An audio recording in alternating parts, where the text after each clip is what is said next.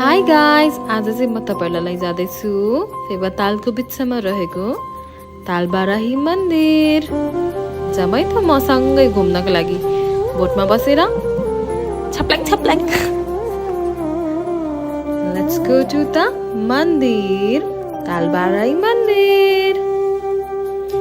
को आउनु भएको थियो पहिला पोखरा, को आउनु भएको थिएन, कसले कसले दर्शन गर्न पाउनु भएको थिएन, म उहाँहरूलाई लैजान्छु मसँगै मेरो बोटमा राखेर चिसो चिसो हावा अनि पानी देखाउँदै।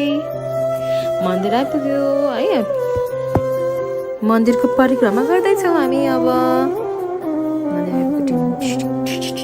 आइपुग्यो, ए मन्दिरको नजिकै आइपुग्यो। अब चाहिँ हामी को रेडी हुनुहुन्छ दर्शन गर्नुको लागि?